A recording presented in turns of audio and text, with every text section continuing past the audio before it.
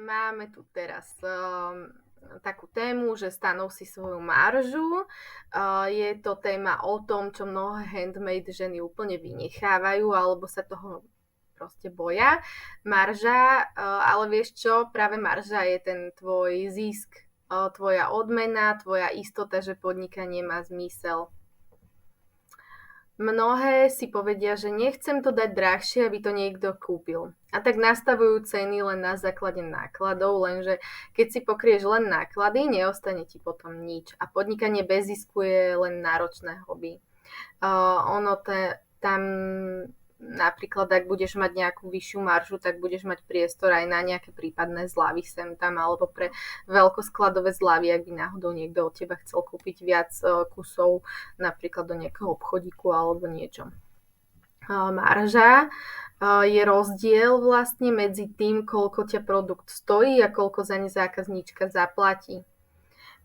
Je to Ak ťa výroba stojí 10 eur a predávaš za 20, tvoja marža je 10 eur, teda 100% marža.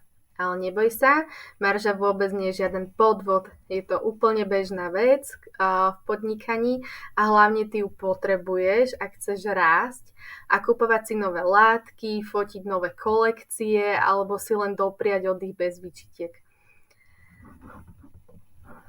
Moje odporúčanie pre handmade produkty je teda minimálne 50% maržu v prípade, ak si to vyrábaš. Ideálne je 60 až 70%. Pretože handmade nie je masová výroba, tvoje produkty sú originály a nie je to varenské kúsky z e-shopu. Mám tu aj taký príkladík, aby si to pochopila, aby si možno si otvorila myseľ a zistila, že aký je v tom rozdiel, že keď si dáš maržu napríklad 30% a potom 50%. Takže sú dve handmade podniky, rovnaký produkt. Úplne iný výsledok. Prečo? Zuzka predáva svoje handmade mikiny za 30 eur. Výroba ju stojí 23 eur. Hej, obidve majú rovnaké výrobné náklady. Má teda maržu 30%. To je rozdiel medzi tými nákladmi a predajnou cenou. Z každého predaja jej ostane len 7 eur. Počítajme spolu, takže predá 10 mikín a ostane jej 70 eur. 10 x 7 eur je 70. A keď niečo náhodou zdražie, alebo ak bude mať nejakú reklamáciu, tak je hneď v mínuse. Monika predáva ten istý typ mikiny za 50 eur, náklady má rovnaké 23 eur. Jej marža je viac než 50%.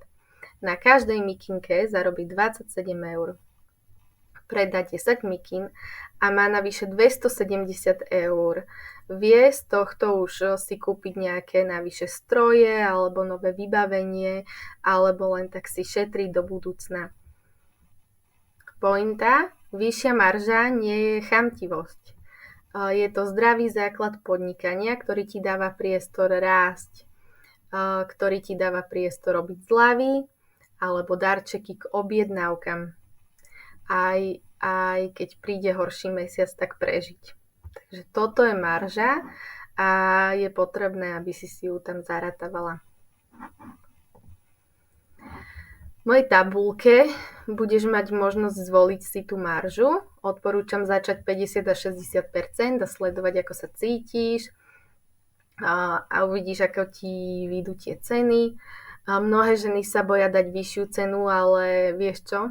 Keď produkt komunikuje kvalitu, lásku, príbeh, zákazníčky si ho kúpia. A neboj sa marže, nie je to len číslo, je to priestor pre teba na rast, na pohodu, na nové nápady. Stanov si ju vedomé s hrdosťou, tvoje podnikanie si to zaslúži a rovnako ako ty. Tak toto bola posledná lekcia. Už sa pozrieme a vrhneme rovno na tabuľku, kde vám ukážem, že ako sa do nej zapisujú údaje.